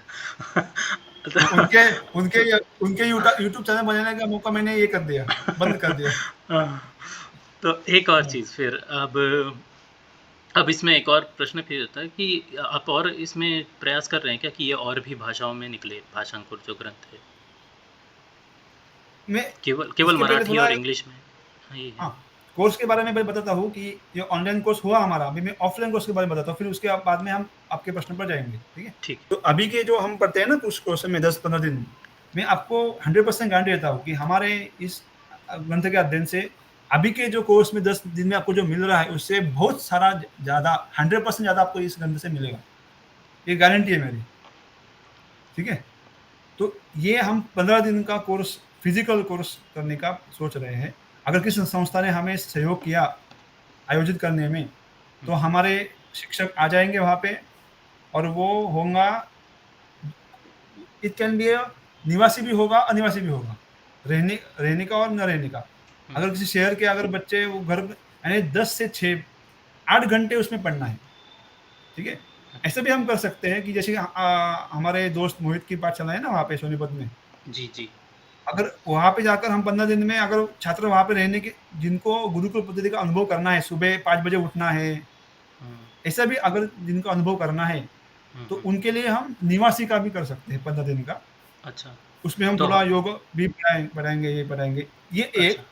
और जिनको नहीं रहना है, उनके लिए हम एक शहर में कोई भी संस्था अगर हमें मदद करे, हमारे रहने की व्यवस्था करे, तो हम 15 दिन में वहाँ पे आकर उनको पढ़ाएंगे, और जो छात्र है उनको 10 से 6 8 घंटे में समय देना है हाँ, तो इसके मैं लिए। अपने अपने दर्शकों से थोड़ा अनुरोध करना चाहूँगा कि अगर आप लोग इस तरह से व्यक्तिगत रूप से अगर इस तरह से पढ़ना चाहते हैं और ऐसा अपने कॉलोनी के साथ या फिर अपने शहर में अन्य मित्रों के साथ में इस तरह का 15 दिन का वर्कशॉप ऑर्गेनाइज़ करने में सक्षम हैं, उनके साथ मिल के बैठ के, तो व्यक्तिगत रूप से भी आचार्य जी आके आप लोग को ये सब चीज़ पढ़ा सकते हैं। जो भी उसका उनका जो भी व्यय वगैरह होगा वो बाद में उस तरह से डिस्कस कर आचार्य जी से आप लोग कर सकते हैं, उनसे संपर्क करके। जैसा कि आप लोगों को बताया गया कि ये जो स्वयं जो शिक्षा है उसका कॉस्ट ज़ीरो है, यानी कि उसको फ़ीस जो है वो ज़ीरो है। जो पढ़ने वाला है उसके लिए कोई शुल्क नहीं है, जो वो वॉलंटरी है। लेकिन अगर आप लोग ये इस तरह के वर्कशॉप करने में सक्षम हैं, आप लोग किसी स्कूल में आप लोग का पहचान है, या फिर किसी संस्था के माध्यम से आप लोग का पहचान इस तरह से जो संस्कृत सीखना चाहते हैं, पढ़ना चाहते हैं, तो व्यक्तिगत रूप से भी ये संभव है। ऑनलाइन से तो संभव है ही है, पर व्यक्तिगत रूप से भी संभव है कि ये इस ग्रंथ को, भाषांकुर को स्वयं आचार्य जी व्यक्तिगत रूप से आके पढ़ाएं। तो वो अगर आप लोग ऑर्गेनाइज़ करने में सक्षम हैं, तो बिल्कुल आप लोग आचार्य जी से संपर्क करिए। आचार्य जी, एक बार आपका संपर्क फिर से एक बार दिखा दीजिए। हाँ, कॉन्टैक्ट दिखाता हूँ मैं। कॉन्टैक्ट यहाँ पे दिया है, ये संस्कृत सेवा फाउंडेशन @gmail.com ये है। और फिर मेरा कॉन्टैक्ट नंबर भी यहाँ पे दिया है, मैं आपको, हाँ हम भी देंगे इसमें। मैं हमारे ये जो हमने किया है ना ये भाषण गुरु का, इस पोस्टर में दिया कॉन्टैक्ट नंबर, देखिए यहाँ पे है। हाँ, 9403984653। ठीक है, ठीक। तो अभी हम आगे जाते हैं। तो ये हो गया पहला स्तर। ठीक है, तो अच्छा जी, अब थोड़ा ग्रंथ के विषय में बताइए। अगर आप ग्रंथ का इंट्रो एक बार बता सके कि उसमें क्या होता है, कि क्या पढ़ना है। हाँ हाँ हाँ, ये ग्रंथ में देखो, अभी इस पोस्टर में दिया है हमने। हाँ, तो मैं वापस बताता हूँ कि कोई भी छात्र, बच्चा अगर उसको अच्छी तरह से संस्कृत पढ़ना हो, तो उसके लिए अच्छी शुरुआत होगी इस ग्रंथ के माध्यम से। तो इसमें हमने शुरुआत ग्रंथ की वर्णमाला से होती है, यानी इसमें कौन से वर्ण होते हैं संस्कृत भाषा में। ठीक है, फिर उसके संधि, समास, विभक्ति, ऐसे बहुत सारे विषय इसमें हैं। बेसिक स्तर जो हम बोलते हैं ना, कंसेप्ट्स, तो वो सारे विषय हम इसमें हमने पढ़ाए, अन्य भाषा से पढ़ाए हैं, उदाहरण सहित, और स्वाध्याय भी दिए हैं। ठीक है, तो ये होगा उसका, वो पक्का हो जाएगा। और फिर ये ग्रंथ अध्ययन करने के बाद उसमें एक भाषा की एक पहचान हो जाएगी, क्या कैसे विषय से क्या होता है। फिर उसके बाद हम जाएंगे दूसरे स्तर पर। ठीक है, उसका नाम है भाषा, ये भाषा अंकुर, अंकुर यानी का शुरुआत, इसलिए हमने ऐसा उसका नाम रखा है भाषा अंकुर। ठीक है, तो अभी मैं आपको पहले बताता हूँ कि संस्कृत भाषा आसान है ऐसा जो लोग कुछ बोलते हैं ना, कौन बोलते हैं? जो संस्कृत का अध्ययन नहीं करते, ऐसे ही लोग बोलते हैं। यानी जिस व्यक्ति ने माउंट एवरेस्ट चढ़ा ही नहीं है, वो व्यक्ति अगर बोलेगा कि माउंट एवरेस्ट बहुत आसान है, तो आप क्या कहोगे उसके ऊपर, बताओ मुझे। मूर्ख संस्कृत में ऐसे लोग अभी हैं। ठीक है, वो ना सिद्धांत कौमुदी पूरा अध्ययन करते हैं, ना अष्टाध्यायी पूरा अध्ययन करते हैं और फिर उसके बारे में बोलने लगते हैं कि नहीं बहुत आसान है, बहुत आसान है। उन्होंने उसका बिज़नेस बनाया है भाषा का, मैं सा बोलता हूँ, ठीक है? ये भाषा आसान नहीं है। ये देखो, अगर आपने किसी व्यक्ति को बोला कि अरे माउंट एवरेस्ट ना है, ऐसा है बहुत सारा है, ऐसा अगर बोला है तो ये सही है बताना? क्या है? आप ही बताओ मुझे, सही है बताना ऐसे? नहीं, नहीं, जो बिल्कुल नहीं है वो नहीं है ना, हाँ? नहीं। वैसे ही संस्कृत भाषा क्लिष्ट है, पर ऐसा नहीं कि वो हमें समझ में नहीं आएगी। उसके लिए हम ये प्रयास कर रहे हैं ना ताकि समझ में आए। तो वो समझ का जो स्तर है ना, वो इस ग्रंथ से आसान होने वाला है। ठीक है? तो अच्छा, पहले स्तर में विषय की जानकारी, दूसरे स्तर में हम उसका नाम है भाषा कलिका। जैसे को होता है ना कोई भी पुष्प, वो थोड़ा ये उसको कलिका बोलते हैं हम उसको। हुँ, अंकुर का फिर वो कलिका होती है ना उसकी। अंकुर के बाद कलिका होती हिंदी है। में हिंदी में क्या बोलते हैं आप कलिका को? कली ही बोलते हैं। कली।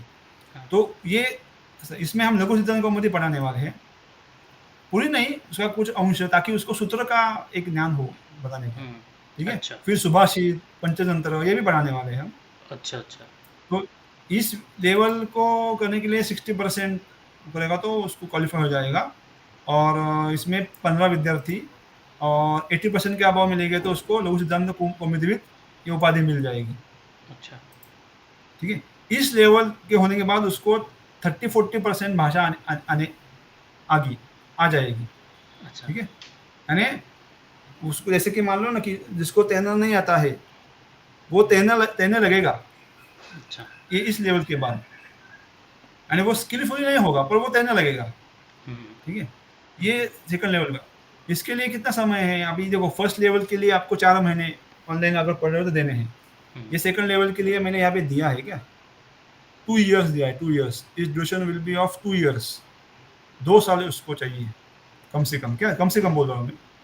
और ये 2 साल ठीक में है? तो कितने दिन करना है अभ्यास? हर दिन देखो, ये संस्कृत का अध्ययन हर दिन करना है अब। अच्छा, तपस्या हर दिन करनी है, ऐसा नहीं कि वो सप्ताह में 1-2 दिन है। अच्छा। 1 घंटा आपको मैंने वही बोला कि आपने अगर 1 घंटा भी दिया ना हर दिन तो पर्याप्त हुँ, है। हुँ, हुँ। तो अभी भी ये तो देना चाहिए। मैं दर्शकों को बताना चाहूँगा कि अभी भी ये जो प्रक्रिया है ये चालू है। ये आप 2 साल से पढ़ा ही रहे हैं। तो हाँ। हाँ, तो ये ग्रंथ जो है वो आपके 2 साल का जो अनुभव है उसका निचोड़ भी है। तो ये हुँ। बताइए आचार्य जी कि ये 2 साल में आप रोज़ क्लास लेते हैं तो जो अभी के विद्यार्थी जो पढ़ रहे हैं वो क्या जॉब करने वाले भी हैं, कोई ऐसे भी हैं। तो समय कितने बजे जो विद्यार्थियों का एक्सपीरियंस आप बताइए कि विद्यार्थी कितने बजे पढ़ते हैं और मैं क हाँ, और यानी मैं विद्यार्थी आप क्लास लेते हैं तो कितने बजे लेते हैं और विद्यार्थी अपने आप से जब अभ्यास करते हैं तो कितना पढ़ते हैं, कितने बजे हुँ। पढ़ते हैं ऐसा? क्योंकि वो जॉब अभी वॉब कैसा करते है हैं ना। तो बहुत सारे लोग जॉब करने वाले हैं, बहुत सारे लोग अलग-अलग कार्य करने वाले हैं, किसी का डे शिफ्ट होता है, किसी का नाइट शिफ्ट होता है। तो ऐसे ऐसे में आप कब क्लास लेते हैं और वो लोग अपने हिसाब से कब अभ्यास करते हैं? ये बताइए थोड़ा-सा।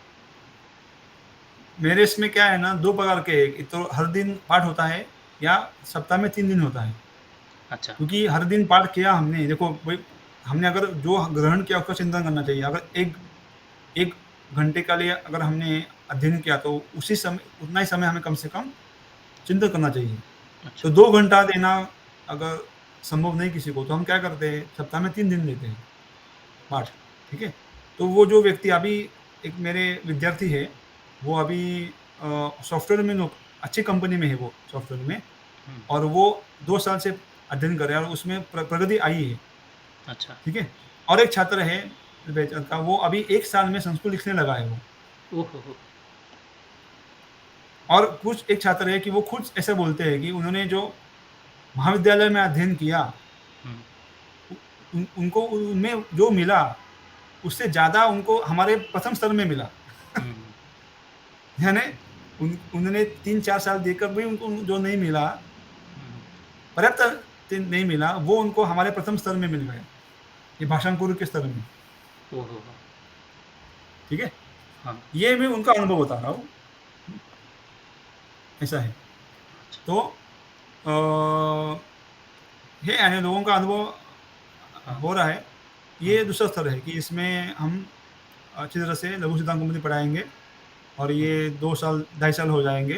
फिर उसके बाद इसका भी हमने ये वीडियो आप पढ़ सकते हो, ठीक है? हाँ। ये वीडियो हमने दिया है उसका, कैसा हमारा पाठ चलता है। अभी क्या है ना, अभी जो नए छात्र आएंगे उसके लिए देखो, मैं अगर हर छात्र को नहीं पढ़ा सकता हूँ, तो मैंने क्या किया है, लघु सिद्धांत कौमुदी की रिकॉर्डिंग्स है, तो वो रिकॉर्डिंग्स आपको सुनने हैं और मुझे उसका अनुवाद देना है। हमारे अध्ययन पद्धति में ये सब आप इस वीडियो देखिए, जो वीडियो है ना वो देखिए अच्छी तरह से, आपको समझ में आएगा कि कैसा हमारा चलता है, हाँ। ठीक है? हम्म, तो मैंने ये देखा हुआ है, दूसरा स्तर मैंने देखा हाँ, हुआ है हाँ। देखा है ना ये? हाँ, हाँ हाँ। हाँ ये पिछले वीडियो में हमने ये दिया था। हाँ हाँ, ये दिया था। वो हमने अलग ये इसमें ये किया है। हाँ। फिर उसके बाद तीसरा स्तर हमारा जो है ना, वो तीसरा स्तर है भाषा कुसुमम। अभी ये पुष्प बन गया उसका। हम्म, हमें नाम में भी वैसे नाम रखे हैं हमने, ठीक है? हम्म, भाषा कुसुमम, ये सिद्धांत कौमुदी का स्तर है। ये अच्छा। पढ़ने के लिए आपको 5 साल, मैंने 5 साल लिया। 5 साल कब?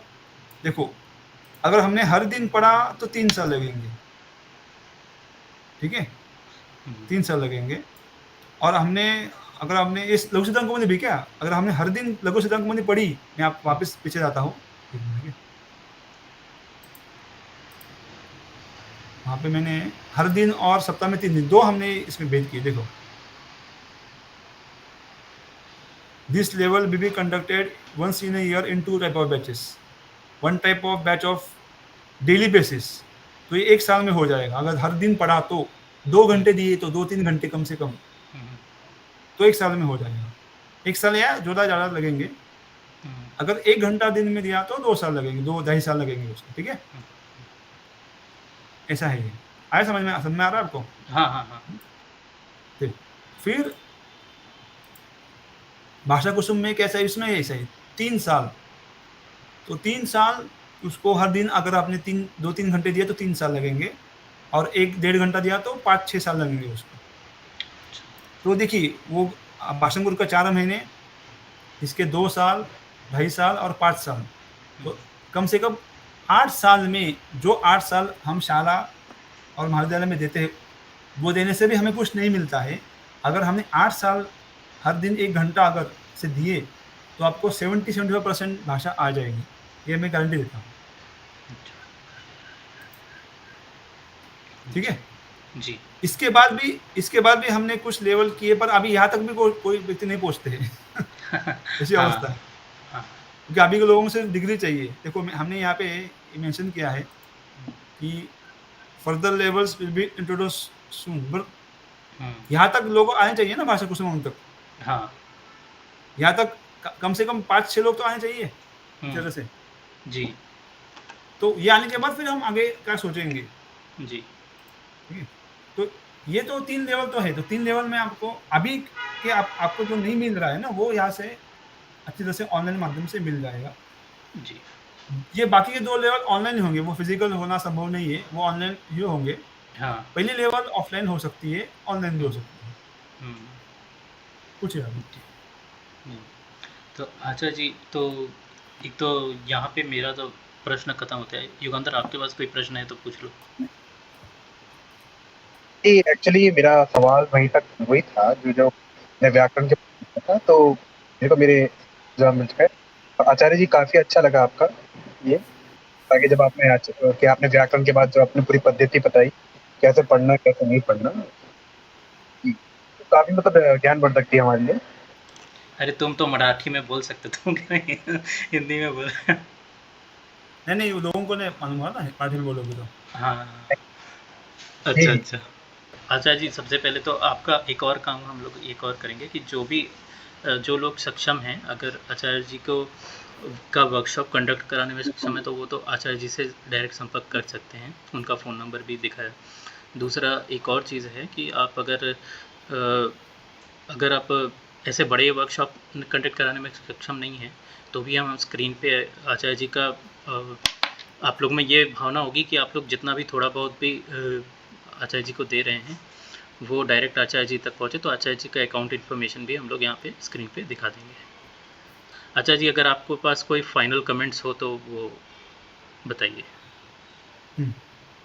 तो कोई भी व्यक्ति अगर हमको सहायता करेगा, तो मैंने आपको पहले बताया कि उसका 70-80% सहायता जो है ना, वो काम में आ जाएगी, उसका विनियोग हो जाएगा। या तो हम कोई भी ग्रंथ प्रकाशित करेंगे, या तो किसी को पढ़ाएँगे अच्छी तरह से, ठीक है? क्योंकि हमारा जो ध्येय है मिनिमम कॉस्ट मैक्सिमम आउटपुट, तो हमारा जो खर्चा है वो किसी हमारा कोई इंफ्रास्ट्रक्चर पे खर्चा तो कुछ नहीं होगा। थोड़ा बहुत खर्चा वो हमारे फीस होती है ना, थोड़ी फिर अकाउंटिंग और थोड़ी बहुत लीगल फीस होती है, उसके लिए होगा, बाकी कुछ नहीं होगा, ठीक है? तो ये एक है। और जिनको संस्कृत अच्छी तरह से जाननी है, पढ़ना, अध्ययन करना है, जिनकी इच्छा है कि मुझे हमें हमारे ग्रंथ जानने हैं मूल रूप से, अनुवाद नहीं क्या, उनके लिए मैं बताता हूँ कि आप संस्कृत अगर आपको पढ़ना हो, मैं ऐसे नहीं बोल रहा हूँ कि हमारे से भी पढ़ो, तो जहाँ से पढ़ना हो, वो अध्यापक ने कितना अध्ययन किया है उसको पूछो। हमारी पद्धति में ऐसा होता है कि गुरु कैसा है इसके ऊपर परीक्षण होना चाहिए। ये अब यहाँ हम लोग नहीं करते हैं। अभी के संस्कृत में बहुत सारे लोग संस्कृत पढ़ाने जाते हैं, पर उन्होंने क्या अध्ययन किया है, उनका परंपरा से अध्ययन हुआ है या नहीं हुआ है, उनके गुरु गुरु कौन है, उनके गुरु ने भी परंपरा से अध्ययन किया है नहीं किया है, उन्होंने सिद्धांत कौमुदी का अध्ययन कम से कम किया है, परीक्षा दी है परंपरा से, जो परीक्षा होती है ना यहाँ पे अहमदनगर और तेनाली में, वो दी है नहीं दी है, ठीक है? क्योंकि सिर्फ अध्ययन करना इसका अर्थ नहीं कि हमें विद्या प्राप्त होगी, उसका परिश्रम भी होना चाहिए। अगर ऐसा गुरु हो तो उससे ही आप अध्ययन करो, तो आपको कुछ मिलेगा। अगर आपको समय बर्बाद करना है, आपका जो धन है वो करना है, बर्बाद करना है, तो आप किसी के साथ अध्ययन करो, उसलिए हमें कुछ नहीं है। तो मेरा अनुरोध उनसे है जिनको प्रामाणिक प्रयत्न से संस्कृत अच्छी तरह से जानना है, वो जिनके यहाँ पे अध्ययन कर रहे हैं उनको पूछो कि आपका कहाँ तक अध्ययन हुआ है संस्कृत का। ये डिग्री के बारे में आप मत जाओ, वो डिग्री का अध्ययन वो कुछ प्रमाण नहीं है।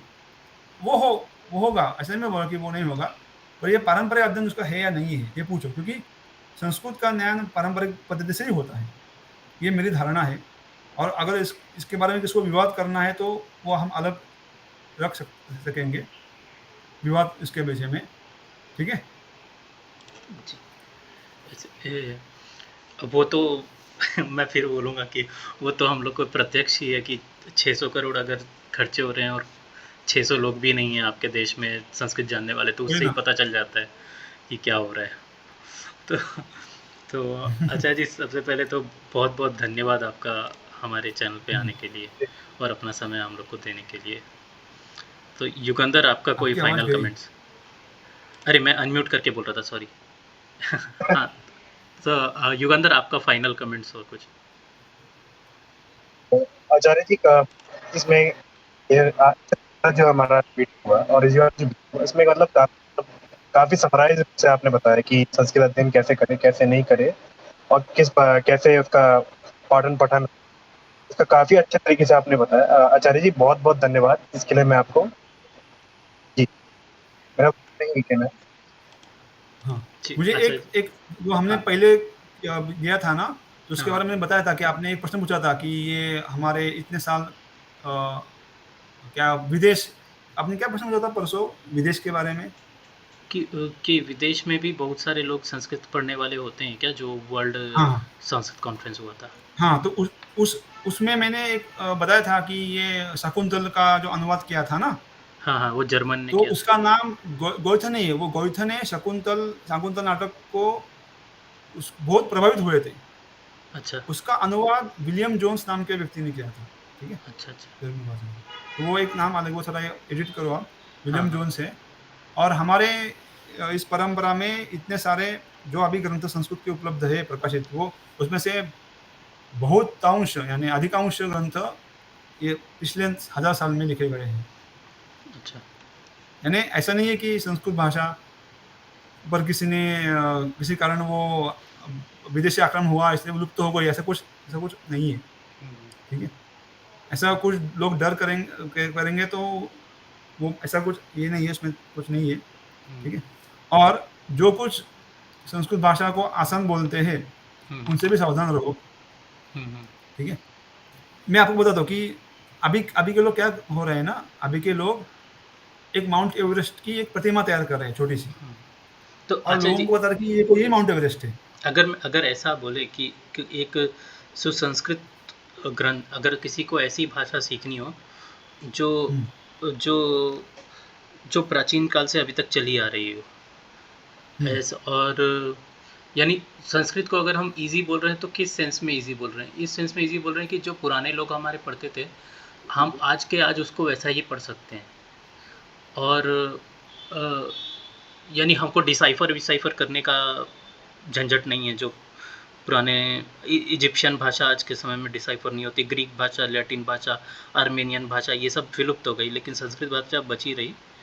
उसका उसका श्रेय इसको देना चाहिए कि ये एक्चुअल में कल्चर्ड लोगों की भाषा है, यानी कल्चर्ड बनाए, ऐसा बोलना चाहिए कि आसान बोल हाँ रहे हैं अगर, तो किस सेंस में आसान बोल रहे हैं ये भी देखना ज़रूरी है ना। कि आसान मतलब ये नहीं कि आज कोई इसी को सिखाए और कल से बोलने लगा हुआ है, ऐसा वाला आसान। हाँ, वही नहीं, वो उसी से आसान बोलते हैं वो। अभी मैंने आपको इतने सारे बताया है कि ये अभी बोलो कि ये सारा जो बताया मैंने, ये अध्ययन अभी के इसमें आसान आसान यानी क्या, आसान नहीं, ये आसान बिना ही नहीं मेहनत है ये लेते तो। हुए। आसान हाँ, आसान तो बोलना ही नहीं चाहिए, यानी ये तो, इसके लिए तो निष्ठावान लोग मिलना ही बहुत मुश्किल हो जाएगा। सही है ना? हाँ आपका भी अनुभव अभी हो रहा है ना ये ऐसा, हाँ हाँ हाँ ठीक है? तो और यही कि जो संस्कृत को आसान बोलते हैं ना, उनसे सावधान रहो, ठीक है? हाँ क्योंकि वो खुद संस्कृत पढ़े नहीं होते हैं। वो अभी अभी के इसमें क्या है ना, बहुत ऐसे लोग होते हैं कि वो क्या मालूम नहीं, उसके लिए हमें शब्द नहीं है मेरे पास, पर होते हैं ऐसे लोग, ठीक है? तो वही हमारा संस्था का हमारा प्रयास ऐसा ही रहेगा कि संस्कृत को उसी स्वरूप में रखें, उसका कुछ नुकसान ना करें हम, हम्म, ठीक है? हम्म, अगर उसकी हम अधोगति करेंगे तो उसके लिए फिर कोई ये क्या उसके लिए फिर उसकी अधोगति होती रहेगी। उसको सरलीकरण। आसान बनाएँगे हम आसान। हाँ, हाँ? सरलीकरण के चक्कर में उसका अधोगति हो जाएगा। हाँ, वही ना, वो उसका ऐसा रहने दो। जैसे कि अभी मान लो कि मैंने माउंट एवरेस्ट की ऊँचाई कम की, हम्म। ताकि बहुत लोग उस पर चढ़ सकें, तो फिर माउंट एवरेस्ट रहेगा रहेगा वो? हाँ, बा ब्याघ बाघ ब्याघ बाघ को मैंने उसके नाखून और दाँत निकाले और बोला, देखो अभी मैंने उसको आसान किया, तो क्या वो उसका क्या मायना है फिर? हाँ, वो बाघ है क्या फिर? नहीं। नहीं है ना? वैसे है, संस्कृत भाषा के ऐसे है। आप ऊपर आ जाओ ना, हम्म, वो आपको ऊपर आने के लिए हम हमारी संस्था आपको मदद करेगी। ठीक आपको मेहनत लेनी है, इतना आपको करना है, ठीक है? ठीक ठीक है ठीक है। आचार्य जी, धन्यवाद।